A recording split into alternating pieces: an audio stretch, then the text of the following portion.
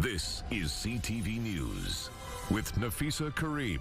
Appreciate the attempt at humor, but the truth is that this is a very serious concern for many people in British Columbia. That's why I brought it up. BC chiefs tell an MP to chillax. Why that MP is raising concerns about land acknowledgements and the cheeky response from First Nations. My costs go up, I have to pass it on. And so I would just far rather that it doesn't happen, but here we are. Climbing fuel costs, creating a ripple effect everywhere, including your local farm. The price increase that may be passed on to consumers.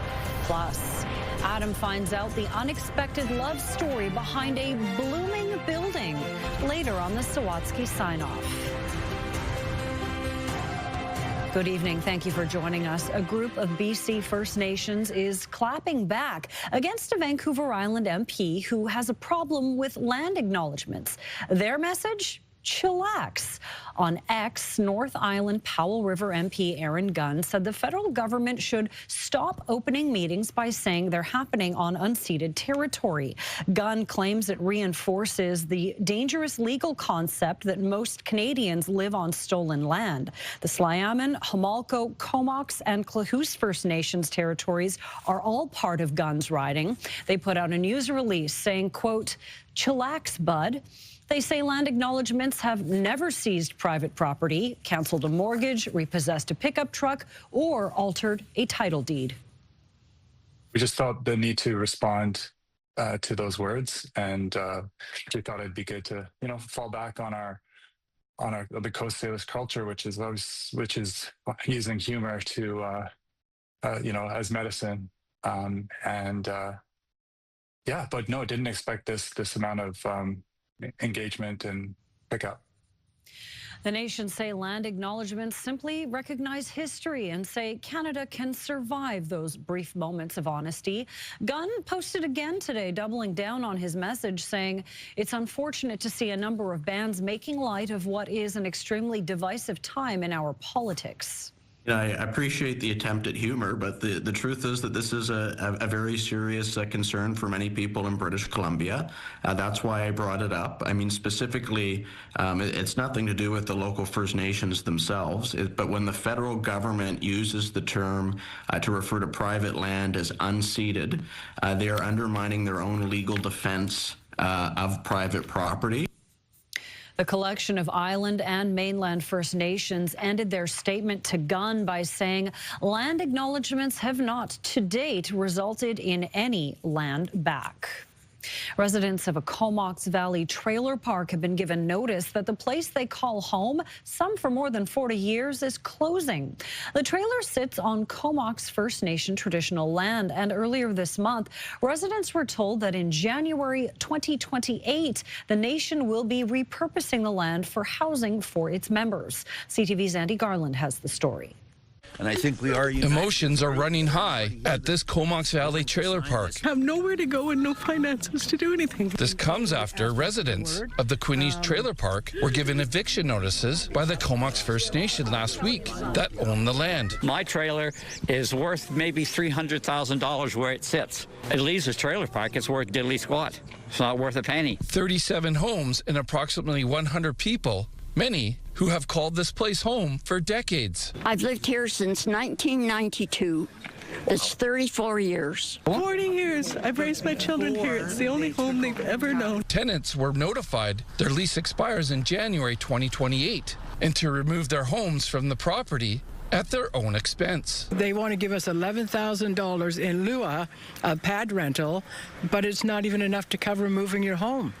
And moving your home to where? Because there are no trailer pads available. Comox First Nation would not do an on-camera interview, but in a statement they add, they're providing tenants with month-to-month leases, an almost 2-year notice with free pad rental fees, as well as information about housing services and supports. The nation is going to use the land to make way for much-needed housing and services for its members. They've got probably over 8,000 hectares of land in the area to develop here. BC Conservative and MLA for the region, Brennan Day, says he's been working with both parties about this issue for months. And if things can't be worked out, a lot of people will be walking away with their life's work. The regional districts need to work with those residents to try and free up some of that property. We know that affordable lots are extremely hard to come by on Vancouver Island. It's just perfect for us. Residents are worried they'll become homeless and are calling on the First Nations to work with them. Please compensate us all for the full value of our homes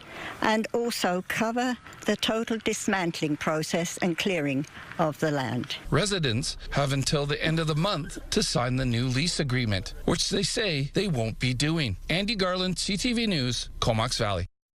A Vancouver Island farmer says the cost of food is likely going to increase due to the conflict in the Middle East. Much of the equipment at Saanich Farms uses diesel, the cost of which is way up. Now we're hearing so too is the cost of fertilizer, particularly nitrogen. The owner of Saanich Farms says fertilizer typically costs $1,000 a ton, and in recent days it's gone up to over $1,200. The farmer says that's because much of the supply moves through the Strait of Hormuz, which is effectively closed due to the risk of drone and missile strikes. For us in Victoria, right now we're looking at a 20% increase. Fortunately, I have everything I need for this year, so I'm okay right now. Others who haven't ordered, they are being told there is a chance that supply may be limited this year. Another major operating cost for farmers is the plastic wrap for hay, which is a petroleum product. He worries the cost of that will also rise. We really appreciate our Victoria consumers buying local, and so my costs go up, I have to pass it on. And so I would just far rather that it doesn't happen, but here we are in a world scene where in Victoria we're definitely affected by it.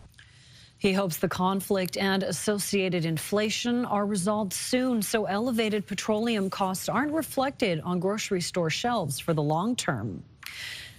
And if you're wondering what the inflated cost of diesel means for the price of a ferry ticket, fear not. To protect consumers from sudden price swings, BC Ferries operates under what's called a fuel deferral mechanism. That means the BC Ferries Commissioner establishes a set fuel price. When market costs move above or below that price, the difference is tracked over the ferry service's 4-year performance term.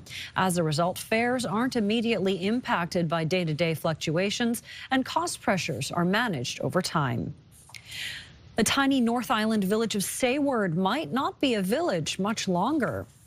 A grassroots community group has collected enough signatures to propose an idea to the province to dissolve the village.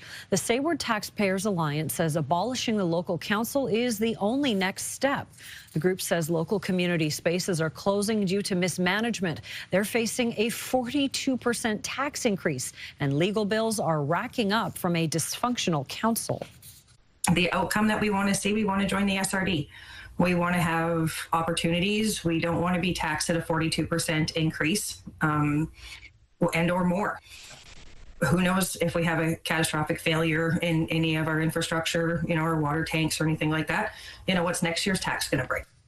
Seward's mayor admits the current council is unable to conduct its duties due to legal issues and infighting. He also says there's no proof doing away with local government and putting decision-making in the hands of the regional district will make anything better. I disagree with it. I mean, to take it from a council of 5 to, basically one area director, I think, and responsibilities being brought over to the province in terms of, our road maintenance, snow removal, what happens with the water treatment plant, what happens with, the basic maintenance of the community. Nobody has the answers on that. I mean, we're trying very hard to make sure that this goes away and goes away quickly, to make it a very functional council and here for the people like we're supposed to be. The Taxpayers Alliance says it will deliver its petition to dissolve the village to the legislature in Victoria in the coming weeks. 13 island emergency rooms just became more comfortable and supportive environments for seniors. This is a comfort cart. The Elder Care Foundation raised more than $160,000 to fill the carts with a variety of items. Those items include reading glasses, earplugs, blankets, neck pillows, and devices called pocket talkers, which amplify noise should someone forget their hearing aids. There's often a lot going on in hospitals, and Elder Care says emergency rooms can be particularly overwhelming for people experiencing hearing and vision loss or cognitive decline. By reducing stress, the hope is to improve health outcomes.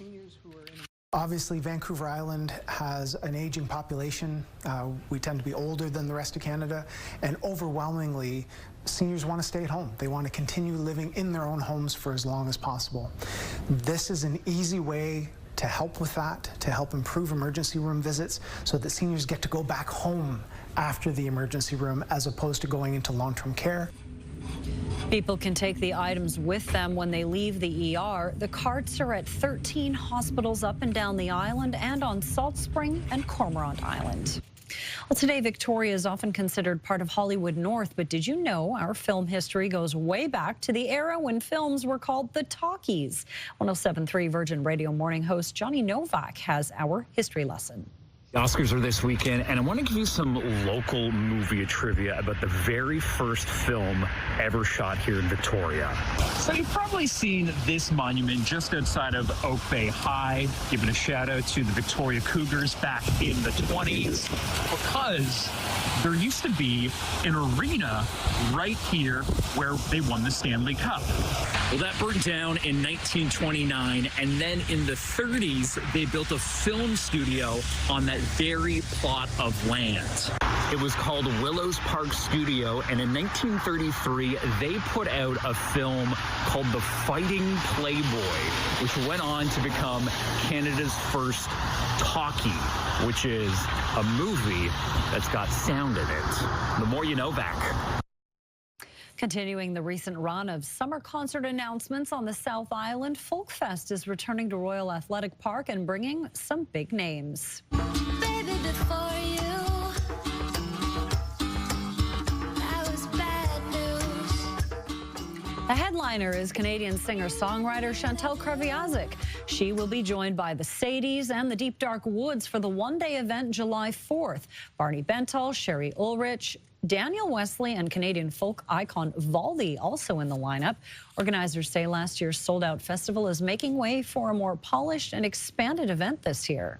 Because last year was so successful, I didn't want to rest on our laurels. I want the festival to feel like a really big event. Like my goal is that I want Victoria Folkfest to feel on par with Calgary Folkfest, Edmonton Folkfest, and establish as one of those a major Canadian folk festival. Especially because we're in such a beautiful place, in such a beautiful city. Artists love to come here. I want to give them that platform. Tickets went on sale today. Organizers say concert goers can expect smoother entry, a new sound system, and more field space this year. CTV weather brought to you by Expedia Cruises, customizing dream vacations with unbelievable value. Call or learn more at expediacruises.ca. Shore Parks and Recreation a perfect place to play? It's our staff, working behind the scenes to keep the pool safe, kids engaged, and programs thriving. So apply today and join our team. Well, Josh is off. We are joined by Ann Lou. Ann, what are you serving up in the weather buffet? Well, a fabulous Friday ahead. Still unsettled conditions across Vancouver Island right now. A few showers and a few sunny breaks. Heading into this evening, we will still see some wet weather, possibly white at higher elevations for most of Vancouver Island. But through the overnight, it dries up quite nicely. Into tomorrow morning for your early morning commute, looking at a mix of sun and cloud for Mid and North Island. Continuing through the afternoon from Nanaimo right down to Victoria Victoria, you'll see mostly cloudy skies through the day. For the North Island, a rain-snow mix clearing up quite nicely through the afternoon with a high of 7, a mix of sun and cloud for Saturday. And then it gets soggy for Sunday, Monday, and Tuesday, warming up to 11 degrees, a mix of sun and cloud for the inland sections of Vancouver Island.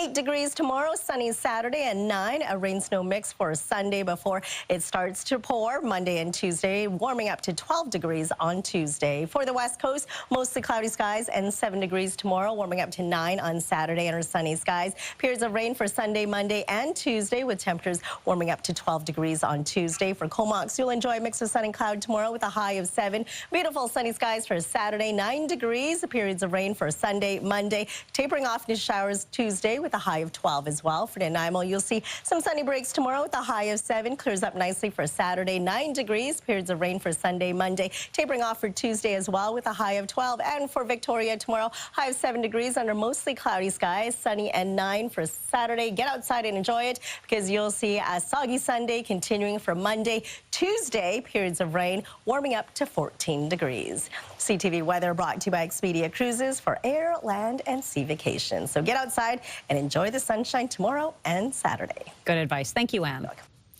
Now to the chilling message from Iran's new supreme leader, threatening Middle East neighbors and world energy supplies. Iran is targeting tankers and oil facilities and promising to keep the Strait of Hormuz closed. CTV's Heather Wright is now in Turkey and has more on the dangerous escalation. An oil tanker off the coast of Iraq bursts into flames, one of 2 vessels attacked overnight, prompting Iraqi officials to close its oil terminals. Iran has claimed responsibility for attacking one of the ships, saying it had disobeyed and ignored warnings. At least 1 person was killed and 37 others rescued. More than a dozen tankers and other vessels have been attacked since this war began nearly 2 weeks ago, with Iran's new supreme leader vowing more disruption in the future. The leverage of blocking the Strait of Hormuz must continue to be used, Ayatollah Mojtaba Khamenei said in a statement that was read on Iranian state TV. He also vowed to avenge all Iranian deaths and open other fronts where the enemy is vulnerable. This is the first known public statement the Ayatollah has made since being named his father's successor on Monday, though he has still not been seen in public. His comments are expected to bring more uncertainty to oil markets, where prices have skyrocketed and concerns this conflict may drag on are growing. Everyone is pushing their side that it's going to be over quickly, at least from the U.S. Military side of the house. But this is going to be a much longer game than people are realizing, especially if regime change is the ultimate goal. In Lebanon, Hezbollah and Israel continue to trade fire overnight, with Iran's proxy firing dozens of rockets into northern Israel, while Israel retaliated with heavy bombardment of Beirut and its suburbs. The United Nations estimates as many as 800,000 people have been driven from their homes, many living in tents along Beirut's waterfront. Who is in these tents, this man asks. There are children, elderly people, women. There are fears this conflict will spread even further. Here in Turkey, the foreign minister Hakan Fidan hosted his German counterpart, both calling for an immediate end to this war, while also warning against inciting a civil war in Iran. Last week, U.S. President Donald Trump said the United States Navy could be used to escort ships through the Strait of Hormuz, something his energy secretary said today was not possible at this time. Heather Wright, CTV News, Istanbul. Coming up, garage garden. Adam finds out the unexpected love story behind a stone garage with tulips growing on top. Next on the Sawatsky sign-off.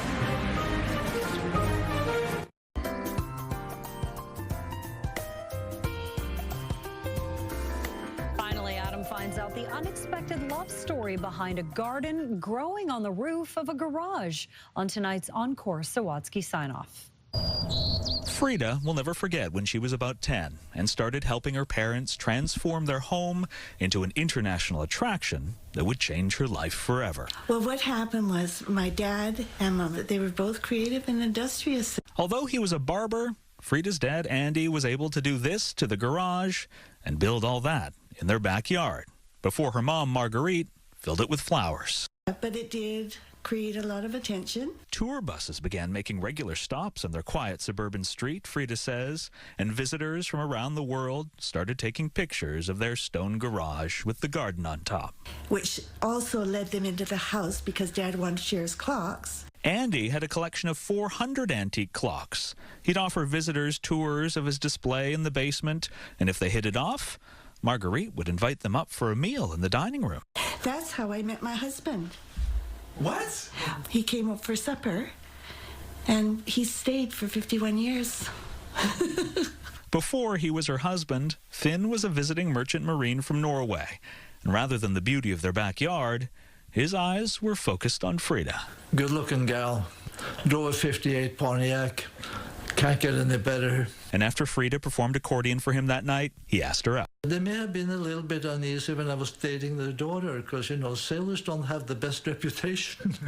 But they were lovely people. And happy Finn was Norwegian, because their family was also the founding members of the Sons of Norway dance group that volunteered at senior centers and veterans hospitals. And they just seemed to enjoy showing what they had and share it with other people. Which was exemplified by their garden, which Marguerite kept growing after Andy died, tending to it daily until she died at 96. She just enjoyed life so much. Although the property has since sold and the tour bus stops ceased, the stone garage with the garden on top remains. Its legacy of love, family, and community perennially there to inspire. Adam Sawatsky, CTV News, Victoria. The Sawatsky Sign-Off, brought to you by Coastal Community Credit Union. Bank happy at Coastal Community Credit Union. That is it for CTV News Vancouver Island. Thank you so much for joining us. Good night.